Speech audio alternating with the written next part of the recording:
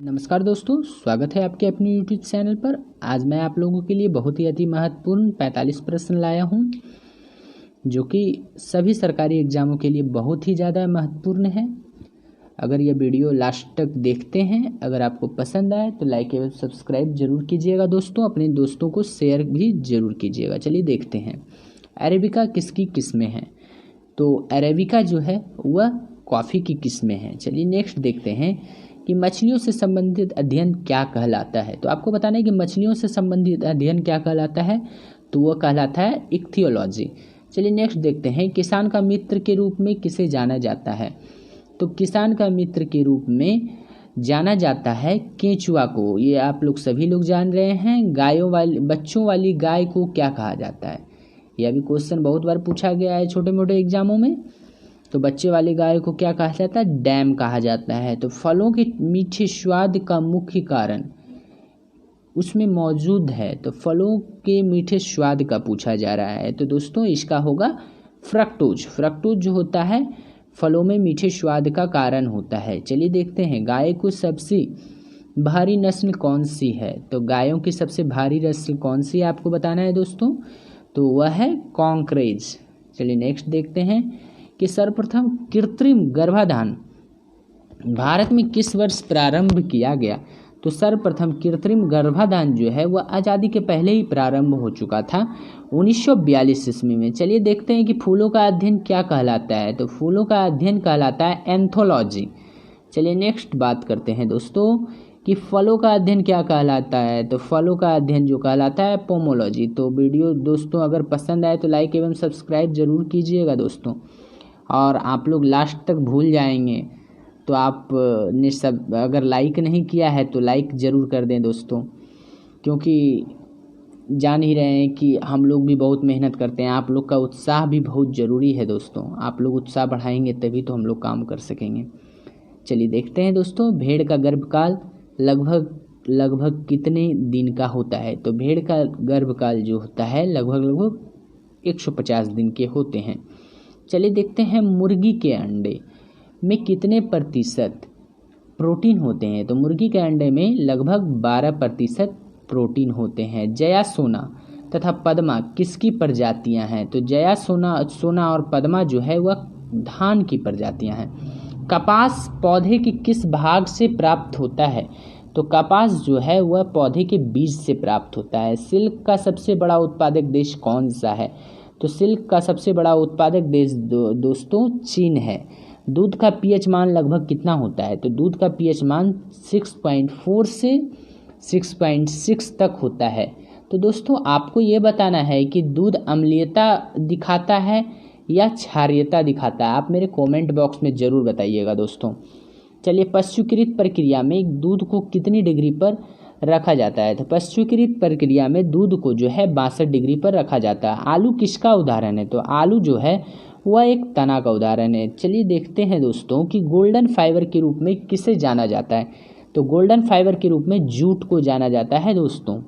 वनस्पति जगत का सबसे बड़ा समूह कौन सा है। तो वनस्पति जगत का अगर बोला जाए सबसे बड़ा समूह जो है वह थैलोफाइटा है। चलिए नेक्स्ट देखते हैं दोस्तों कि गेहूं उत्पादन के लिए सर्वाधिक उपयुक्त मिट्टी कौन सी है। तो गेहूं उत्पादन के लिए सर्वाधिक उपयुक्त मिट्टी दोस्तों है जलोढ़।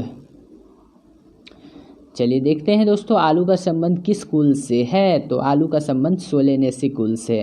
तो दोस्तों अगर वीडियो आपको अच्छा लग रहा है तो आप हमें ज़रूर बताइएगा कि मैं ये सभी जो जितने भी कुल हैं बायोलॉजी में मैं फुल डिटेल के साथ वीडियो लाऊं या ना लाऊं, आप लोग ज़रूर बताइएगा दोस्तों। अगर आप लोग डिमांड करेंगे तो मैं आपको फुल डिटेल के साथ वीडियो लाऊंगा, मतलब लॉन्ग टर्म में समझिए। ठीक है दोस्तों, वनों के संरक्षण एवं संवर्धन से संबंधित क्रिया क्या कहलाता है। तो वनों के संरक्षण एवं संवर्धन से संबंधित क्रिया कहलाता है सेल्वीकल्चर। चलिए नेक्स्ट देखते हैं दोस्तों, रबर उदाहरण है। रबर किसका उदाहरण है दोस्तों।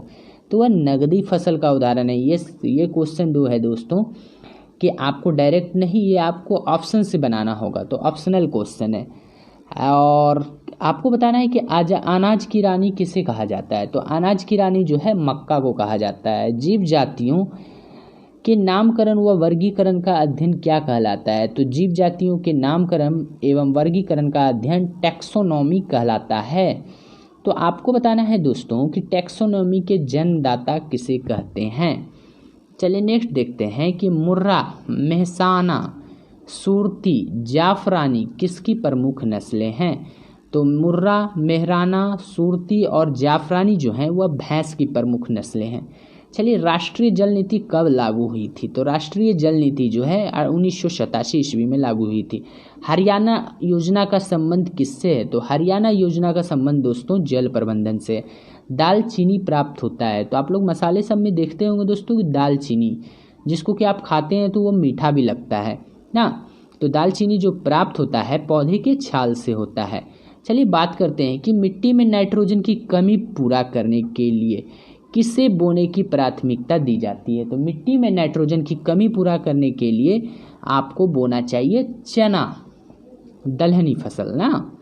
चलिए हम लोग देखते हैं कि कृत्रिम रोयन कहलाता है, तो कृत्रिम रोयन कहलाता है वह सिल्क कहलाता है। शुद्ध की शुद्धता, दूध की शुद्धता किससे मापी जाती है? तो दूध की शुद्धता जो मापी जाती है वह लैक्टोमीटर से मापी जाती है दोस्तों। एक नया क्वेश्चन भी मैं आपको बता रहा हूँ दोस्तों कि बकरी का वैज्ञानिक नाम क्या है? बहुत ही कम लोग जानते होंगे दोस्तों। तो बकरी का वैज्ञानिक नाम जो आपका है कैप्रा हिरकस है। तो ध्यान में रखना है दोस्तों, किसी भी एग्जाम में पूछा जा सकता है। बकरी का वैज्ञानिक नाम कैप्रा हिरकस, साधारणतया तो सभी लोग जानते ही हैं। सबसे पुराना फल कौन सा है? तो सबसे पुराना फल जो है दोस्तों खजूर है। ये मैं आसान क्वेश्चन भी डाल दिया हूँ दोस्तों, क्योंकि हमें आसान क्वेश्चन भी पढ़ना चाहिए, क्योंकि एग्जाम में जब आ जाता है तो हम लोग गलत मार के चले जाते हैं। तो इसलिए मैं आसान और थोड़ा टफ क्वेश्चन सभी को डाला हूँ। चलिए देखते हैं दोस्तों कि जड़ की वायु का दबाव किससे मापा जाता है? तो जड़ का वायु का दबाव जो होता है मैनोमीटर से मापा जाता है। तो बिना बीज के फलों को विकसित करने की प्रक्रिया क्या कहलाती है? तो बिना बीज का फल बीज से अगर बनाया जाता है, बिना बीज के फलों को विकसित करने का, अच्छा जी हाँ, बिना बीजों के जो फल विकसित किया जाता है उसको कहा जाता है टिश्यू कल्चर। चलिए नेक्स्ट देखते हैं कि भारत में केंद्रीय औषधि शोध संस्थान कहाँ पर स्थित है? तो भारत में केंद्रीय औषधि शोध संस्थान जो है वह आपके हैं लखनऊ में। सबसे पहला क्लोन्ड स्तनधारी है, तो सबसे पहला क्लोन्ड स्तनधारी जो है डॉली। चलिए लौंग पौधे के किस भाग से प्राप्त होता है दोस्तों? तो बहुत ही आसान क्वेश्चन है दोस्तों, लौंग पौधे के किस भाग से प्राप्त होता है?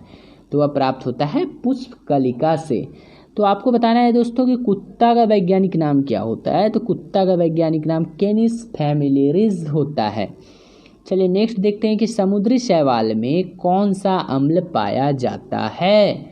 तो समुद्री शैवाल में अल्जेनिक अम्ल पाया जाता है दोस्तों। चलिए देखते हैं कृत्रिम रूप से कच्चे फलों को पकाने के लिए गैस का प्रयोग किया जाता है। कौन सा गैस का प्रयोग किया जाता है दोस्तों? तो एसिटिलीन है ना। लेकिन दोस्तों आप लोग बहुत लोग बोलेंगे कि नहीं एसिटिलीन गलत है सर, लेकिन बहुत सारे बुक में आप देखिएगा एथिलीन भी होता है एसिटिलीन भी होता है, तो दोनों होता है दोस्तों। तो इसको आप कन्फ्यूज़न दूर कर लीजिए, एग्जाम में आ सकता है, ऑप्शन में जैसा रहेगा वैसा कीजिएगा दोस्तों। एसिटिलीन भी हो सकता है या एथिलीन भी हो सकता है। चलिए नेक्स्ट देखते हैं कि वरुणा योजना किससे संबंधित है दोस्तों? तो वरुणा योजना जो है वह कृत्रिम वर्षा से संबंधित है दोस्तों। चलिए देखते हैं कि दूध के पैस्चराइजेशन की खोज किसने की थी? तो दूध के पैस्चराइजेशन की खोज की थी लुई पास्चर ने। नींबू में डाइवैक, तो नींबू में लगभग जितने भी रोग होते हैं वो तो तांबे की कमी से होते हैं। नींबू में डाइवैक तथा लिटिल लीफ रोग किस तत्व की कमी के कारण होता है? नींबू में डाइवैक तथा लिटिल लीफ रोग जो होता है वह कॉपर की कमी के कारण होता है दोस्तों। चलिए दोस्तों अगर मेरा वीडियो यह पसंद आया हो तो लाइक एवं सब्सक्राइब जरूर कीजिएगा, मेरा सपोर्ट जरूर कीजिएगा। और मैं बहुत ही जल्द बायोलॉजी का फुल डिटेल्स में लाऊंगा दोस्तों, और आप बराबर देखते रहिए हमारा वीडियो, आपको 100% की